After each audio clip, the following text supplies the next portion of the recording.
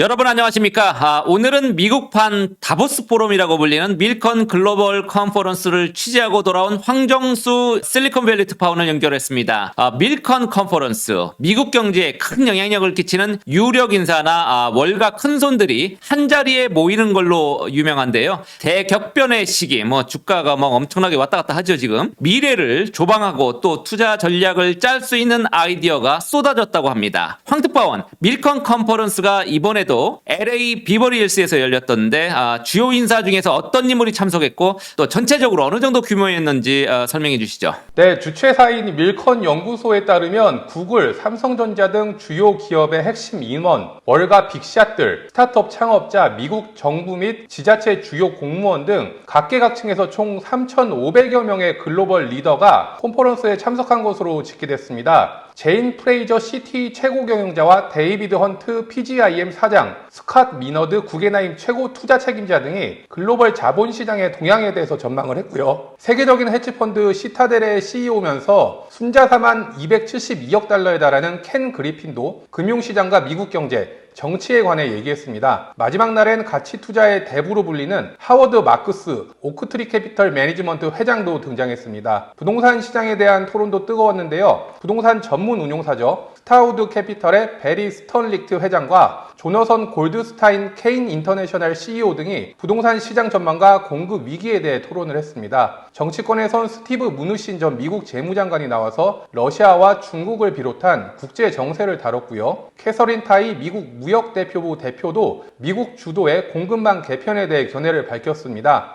주요 테크 기업과 스타트업에선 크리스티아노 아몬, 퀄컴 대표이사와 루스 포렛, 알파벳 수석 부사장 겸 최고 재무책임자, 다리우스 아담츠크 허니웰 회장, 이 디지털 전환에 대한 의견을 나눴고요. 전 구글 CEO인 에릭 슈미트와 메타버스 게임 업체 로블록스의 데이비드 바주키 CEO, 브라이언 암스트롱 코인베이스 CEO, 알렉시스 오하니얼 레딧 공동 창업자도 행사장에서 볼 수 있었습니다. 이들을 포함해서 주요 연사들이 진행한 세션은 120개 이상이었고요. CNBC, 블룸버그, 폭스 비즈니스 등 주요 매체의 기자들이 현장 취재를 했습니다. 그렇군요. 예, 그 인사들 명단 얘기하는 데마도 시간이 많이 걸릴 것 같습니다. 미국 중앙은행 페드가 기준금리를 0.5%포인트나 한꺼번에 올렸죠. 다른 나라들도 줄줄이 금리 인상에 나서고 있습니다.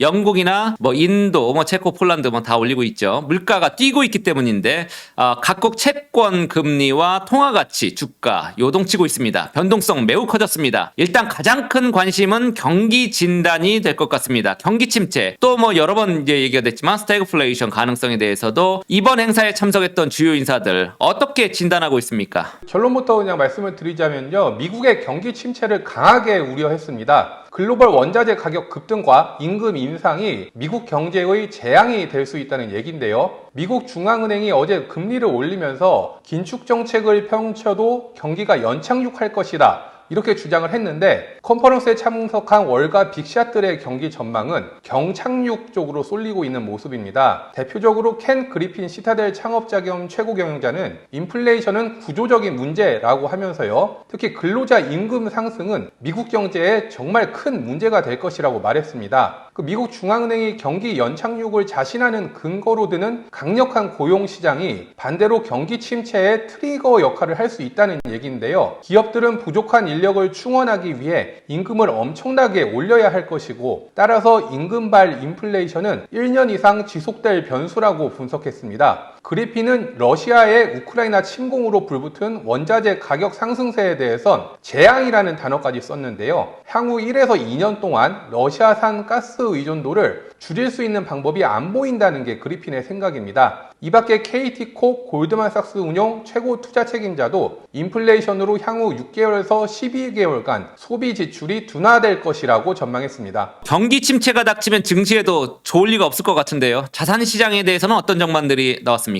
네, 유명한 투자 업체죠. 골드만삭스의 KT 코흐 최고 투자 책임자의 이야기부터 소개를 드리겠습니다. 이 사람은 미국은 경기 침체를 겪을 건데 다만 그 깊이가 얕기를 바란다, 이렇게 좀 얘기를 시작을 했고요. 그 다음으로는 이제 인플레이션으로 향후 1년간 소비자들의 씀씀이가 서서히 둔화될 것이라면서 이를 계기로 투자 수익률이 갈수록 것이라고 전망했습니다. 인플레이션이 소비 여력 둔화로 이어지고 이는 곧 기업들의 생산 감소로 연결돼서 결국 기업의 주가가 하락할 것이라는 경고입니다. 특히 코흐 CIO는 지난주 채권과 주식 가격이 동반 하락한 것에 대해서 60-40 포트폴리오 법칙이 흔들릴 수도 있다고 염려했습니다. 60-40 포트폴리오 법칙은 자산을 주식의 60%, 채권의 40%로 배분해 변동성을 최대한 줄이는 전략인데요. 요즘 큰손 투자자들은 주식, 채권 비중을 낮추고 대신 대체 투자로 눈길을 돌리고 있다고 합니다. 시청자분들께서 관심 많으신 주식시장 관련해서 좀 더 말씀을 드리자면요. 암울한 전망이 쏟아졌습니다. 앤서니 요셀로프 데이비슨 캠프너의 CIO는 10년 넘게 주식시장에 순풍이 불었는데 앞으로는 역풍이 불 수 있다고 말했습니다. 그러면서 예를 든 게 니프티 피프티의 몰락인데요. 니프티 피프티는 1960년대 말, 1970년대 초 미국 S&P 500 구성 종목 중 높은 주가 상승률을 보였던 50개 종목을 뜻하는 말입니다. 물가 상승기, 그러니까 지금 같은 시기죠. 물가 상승기로 꼽히는 1973년 초부터 1981년 말까지 이 잘 나갔던 니프티 피프티 중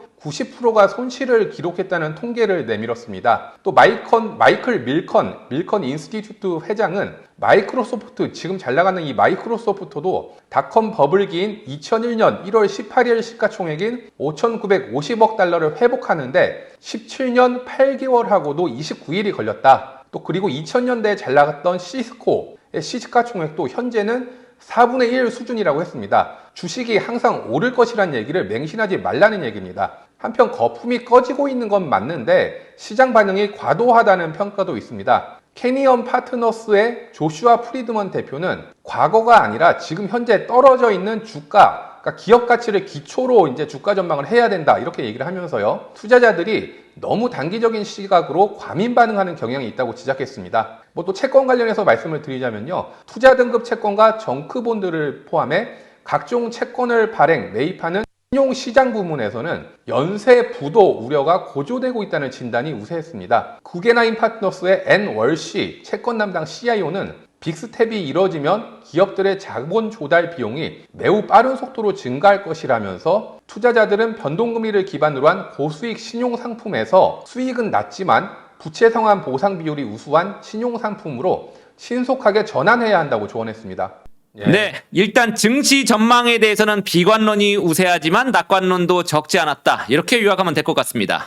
네, 결국은 그 낙관론으로 볼 수 있는 주장들을 살펴보면 공통점은 성장성이 높은 기업을 선별해서 투자해야 한다는 겁니다. 스콧 클라이먼 아폴로 글로벌 매니지먼트 공동 회장은 앞으로 투자는 그러니까 산업 섹터, 뭐 예를 들어서 반도체, 아니면 뭐 석유화학, 뭐 이렇게 업종이 아니라 개별 기업에 초점을 맞춰야 한다고 했고요. 유명 투자은행인 제프리스의 매티스 크리스톨 이사 역시 증시의 변동성이 매우 높아서 주의가 필요한 것은 맞는데 기업 분석, 그러니까 개별 기업 분석을 통한 종목 투자를 통해서 수익률을 극대화하는 것이 좋은 방법이라고 강조했습니다. 뭐 이런 의견을 종합해서 하워드 막스 오크트리 캐피털 회장이 행사 마지막 날에 이제 입을 열었는데요. 그는 이제 거시경제 전망, 그러니까 암울한 그 전망만을 보고서 이제 투자를 해서는 안 된다고 했습니다. 어차피 전문가들의 거시경제 전망은 안 맞는다는 얘기고요. 그렇다면 어떻게 해야 하냐? 뭐 교과서 같은 얘기긴 한데 평균보다 더 높은 수익을 추구하려고 섣불리 시장에 덤비지 말고 사이클을 분석해서 저점 매수 기회를 찾으라는 조언을 했습니다.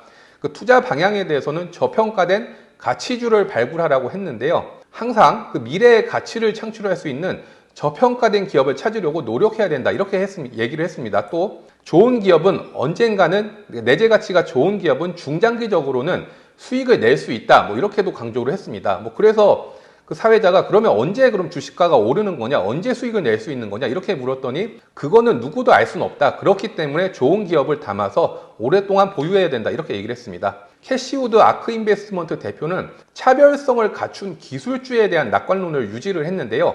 인공지능, DNA 염기 분석 같은 기술을 갖춘 바이오 업체, 로봇, 블록체인, 에너지 저장 등의 기술은 성장 기회를 만들 수 있다고 했습니다. 또 나스닥 100 같은 지수가 아닌 준비된 종목에 투자해야 한다고 강조했습니다. 네, 마지막 캐시우드 얘기는 신뢰가 살짝 떨어지네요. 요즘 실적이 너무 안 좋아가지고.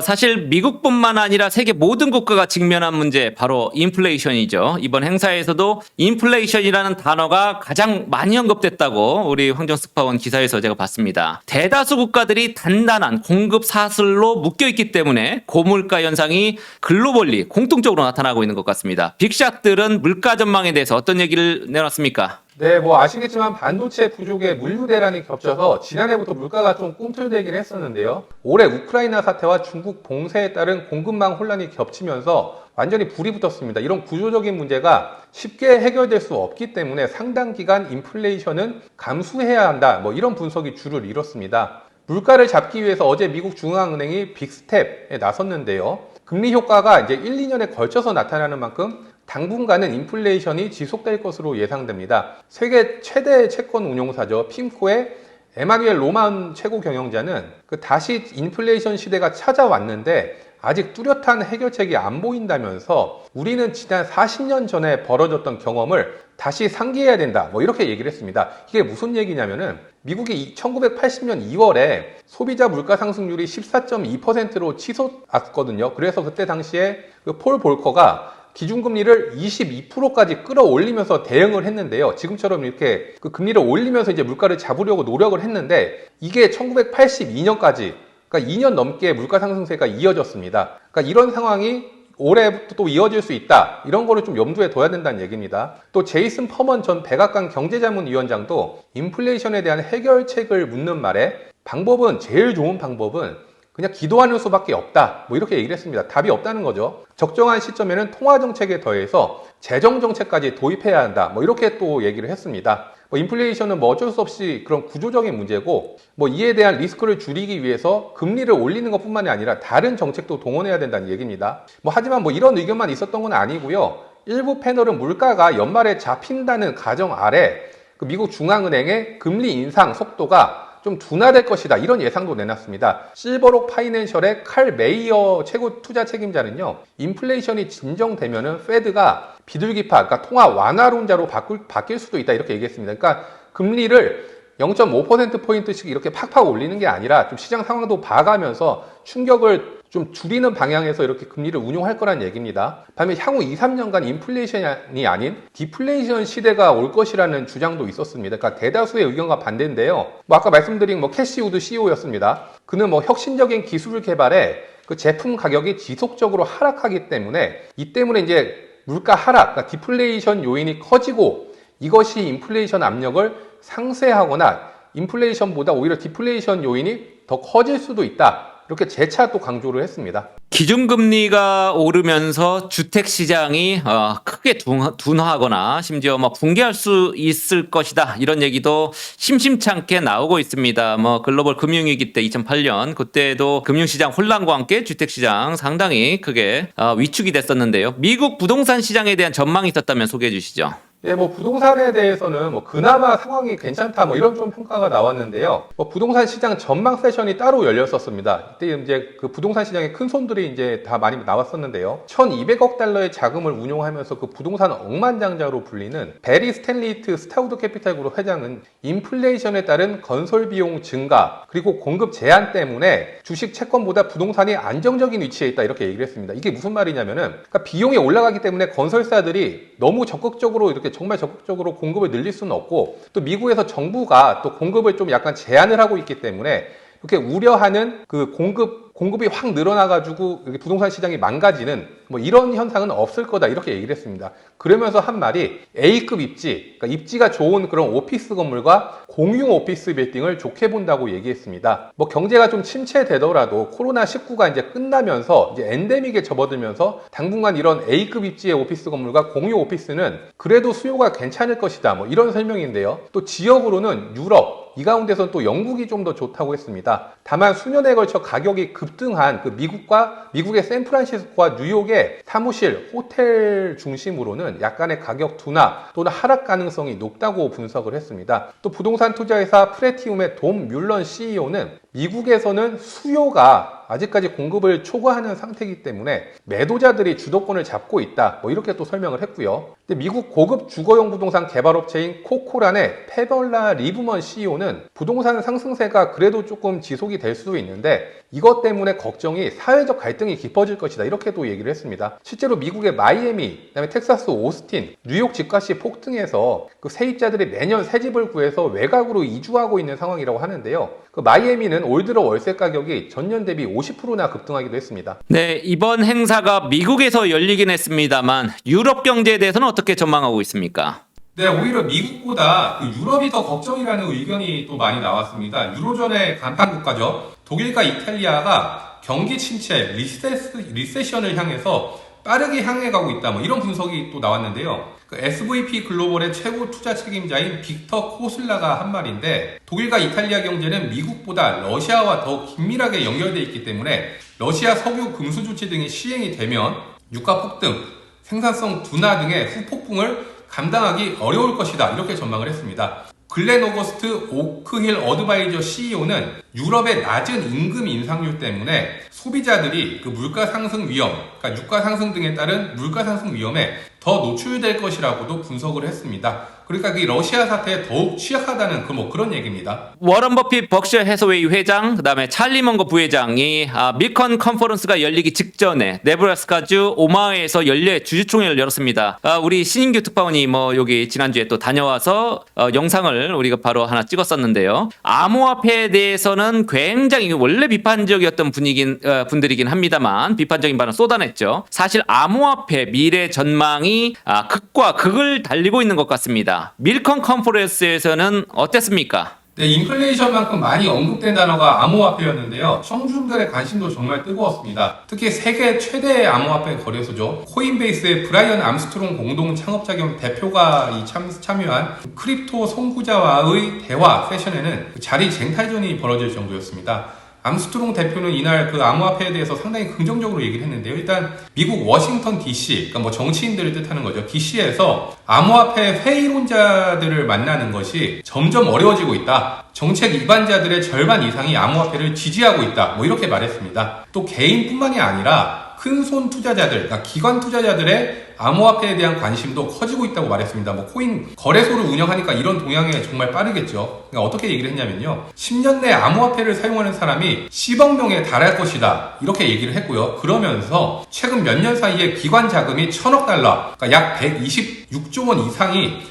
암호화폐에 들어왔다. 이렇게 강조를 했습니다. 또 그날 암호화폐만 쓰는 도시 건설도 꿈은 아니다. 이렇게 덧붙이기도 했습니다. 투자 세션에서도 계속 암호화폐는 그 사람들의 입에 오르내렸는데요. 아까 말씀드린 켄 그리핀, 그 헤지펀드 대부 켄 그리핀 시타델 창업자는 암호화폐 시장 진입을 저울질하고 있다고 했습니다. 그는 지난해 10월까지만 해도 암호화폐 투자자는 달러에 대한 지하디스트, 그러니까 달러에 대한 그런 반발 세력이다 이렇게까지 비판을 하면서 회의적인 시각을 나타내기도 했었는데 불과 몇 개월 만에 시각이 확 바뀐 겁니다. 그러면서 어떤 얘기를 했냐면은 그 추상화가 가치를 갖게 되는 거는 보는 사람들, 좋아하는 사람들이 있기 때문이라면서 많은 기관들이 암호화폐에 투자하고 있기 때문에 그 헤지펀드 시타델도 이 암호화폐 시장에 어떤 식으로든 참가하는 방안을 검토하고 있다고 말했습니다. 또 캐시우드는 그 가상화폐를 규제하는 그 정부에 대해서도 쓴소리를 하기도 했는데요. 앞으로 국내 총생산의 상당 부분이 그 암호화폐 경제에서 발생할 것이라면서 암호화폐 가격 하락으로 인해 월가 투자 은행들의 관심이 최근에는 조금 꺾이긴 했는데 이에 제대로 대응하지 못할 경우에는 더 큰 위기가 올 수 있다. 또 이렇게 얘기를 했습니다. 그리고 미국 정부의 규제 불확실성이 이 암호화폐 발전을 방해하고 있다면서 규제를 이제 명확하게 하고 또한 기존 규제보다는 허들을 조금 낮춰야지 이 암호화폐 시장이 성장할 수 있다. 이렇게 덧붙였습니다.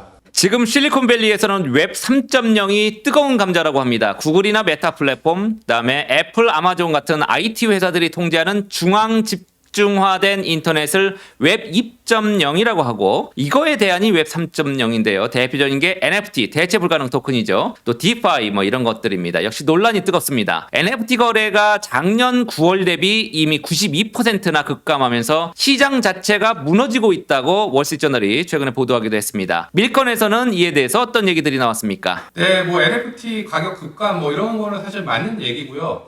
사실 웹 3.0은 가상화폐, 암호화폐하고도 연결되는 이야기 이야기이긴 한데 이와 관련해서도 사실 좀 사람들의 관심이 뜨거웠습니다. 뭐 웹 3.0 관련해서 이제 시선을 끈 인물은 그 미국의 초대형 커뮤니티죠. 그 유명한 레딧의 공동 창업자 알렉시스 오하니언이었는데요. 테니스 스타 세리나 윌리엄스의 남편이기도 하죠. 이 오하니언은 최근에 블록체인 전문 벤처 캐피탈인 776를 운영하고 있습니다. 그는 뭐 그 웹 3.0에 대해서 어떻게 얘기를 했냐면은 인간의 창의성만큼 대담하고 무한한 게 웹 3.0이라면서 시장의 무한한 확장 가능성을 얘기했습니다. 또 오하니언은 주변 예술가 친구들이 그 NFT를 통한 작품의 2차 판매로 그 돈을 좀 벌고 있다면서 작품을 한번 판매하면은 그 창작자가 돈을 이제 거두기 어려운 그런 웹 2.0 시대와 차이가 크다 이렇게 얘기했습니다. 아까 말씀드린 대로 중앙 집중화보다는 개인화 다음에 그 창조를 디지털 자산을 창조한 사람들이 돈을 가져갈 수 있는 이런 웹 3.0의 장점에 대해서 강조를 한 거고요. 또 별도 세션이 또 열렸었는데 여기서 또 어떤 얘기가 나왔냐면 일론 머스크 테슬라 최고 경영자가 웹 2.0을 대표하는 플랫폼 트위터를 인수하기로 한 것이 웹 3.0의 확산 계기가 될 수 있다는 전망도 나왔습니다. 사실 일론 머스크는 웹 3.0에 대해서 상당히 관심이 많은 인물로 알려져 있는데요. 그 무함마드 샤이크 앱토스 공동 창업자는 골드만삭스나 시타델 같은 유명 투자 회사들도